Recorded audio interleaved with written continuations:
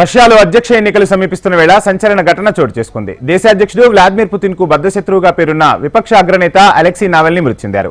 తీవ్రవాదం సంబంధిత అభియోగాలపై 19 ఏళ్ల కారాగార శిక్ష ఖరారవడంతో కార్ఫ్ పట్టణంలో జైల్లో ఉన్న నావల్నీ అస్వస్థతకు గురై వెంటనే స్పృహ కోల్పోయారు. అంబులెన్స్ లో వైద్య సిబ్బంది వచ్చి ఆయన్ను కాపాడేందుకు ప్రయత్నించినా ఫలితం లేకపోయిందని కార్స్ జైళ్ల శాఖ అధికారి వెల్లడించారు. మరణానికి కారణాలేంటో తెలుసుకునేందుకు ప్రయత్నిస్తున్నామని పేర్కొన్నారు. నావల్నీ 2 రోజుల క్రితం వీడియో లింక్ ద్వారా కోర్టుకు హాజరయ్యారు. ఆ సమయంలో జడ్జితో నవ్వుతూ మాట్లాడిన చిత్రాలు సామాజిక మాధ్యమాల్లో ఇప్పుడు వైరల్ గా మారుతున్నాయి. నావల్నీ మృతిపై పశ్చిమ దేశాల నేతలు, రష్యా విపక్ష నాయకులు పలు అనుమానాలు వ్యక్తం చేస్తున్నారు.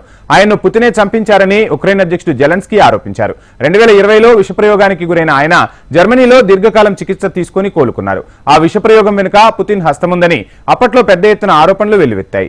వచ్చే నెలలో రష్యా అధ్యక్ష ఎన్నికలు జరగనున్నాయి. ఈ నేపథ్యంలోనే నావల్నీని పుతిన్ చంపించారనే ఆరోపణలు పెద్ద ఎత్తున వెల్లువెత్తుతున్నాయి.